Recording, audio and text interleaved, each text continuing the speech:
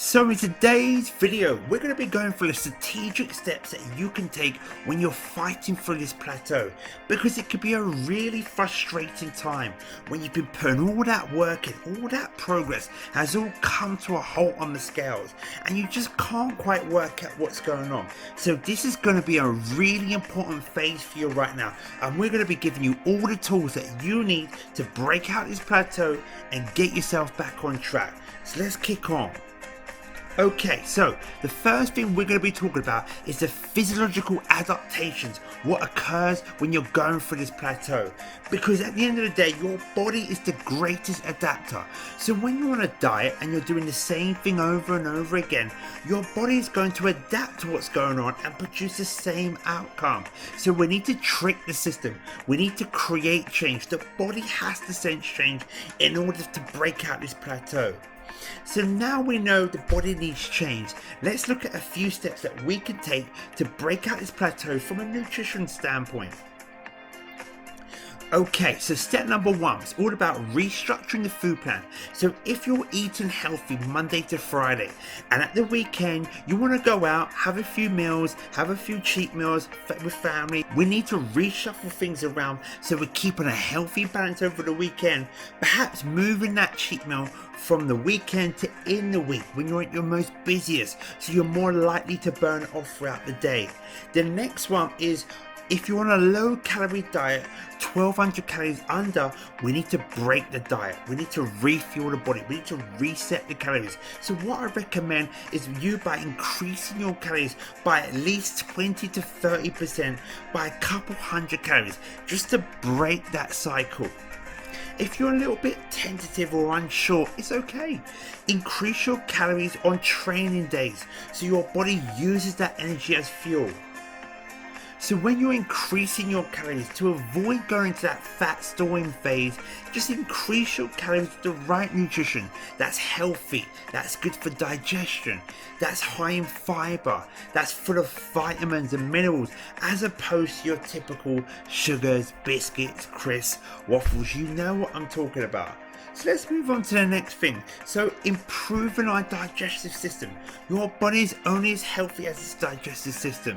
So here's a few tips that we can improve that system to help us get through this plateau. So your brain and your digestive systems are connected. So try and avoid eating when you're feeling emotional or stressed, because those emotions and stresses will place a negative impact on your digestive system. Increase your fiber content.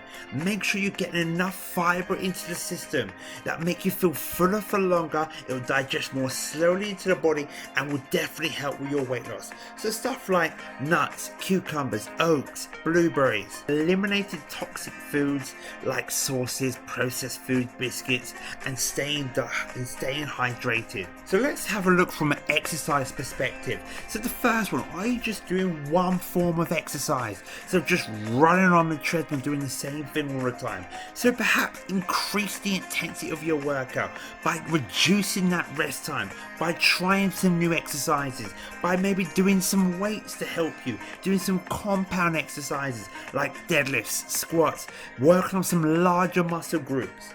Because if you're doing the same thing all the time, your body's going to produce the same old results. So we need to confuse the body by doing the complete opposite in a strategic way. Okay, so what does your food look like right now? What does your exercise plan look like right now? Do you have any health constraints stopping you? So what I recommend is by keeping a basic food and exercise diary, so we can have a look at the whole picture as opposed to guessing what's going on, because without this information it's impossible to know what's going on. Next thing is, write down your current food patterns. Include your eating times, your eating habits. Are you mindless eating, so not really observing what you're eating right now? It's really important to really get into great depth to find out what the problem is. Lifestyle factors. So what is your stress levels right now? So 1 being very low, 10 being on medication.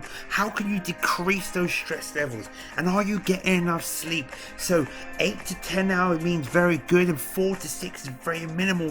Where can you increase your sleep habits? So there we have it. So to summarize on the 10 steps that we can take to break out this plateau. Phase number 1, we've got to trick the system. Step number 2, we've got to reshuffle our foods around. Step number 3, we've got to reset our calories. Step number 4, we've got to improve our nutrition quality. Phase number 5, we've got to ameliorate the digestive system. Step number 6 is that we've got to increase our fibre and we've got to stay hydrated. Step number 7 is exercise. Step number 8 is keeping our food diary. And step number 9 is keep track of our food patterns. And the last step is to track our lifestyle. If you need any help, just reach out and I'll catch you in the next video.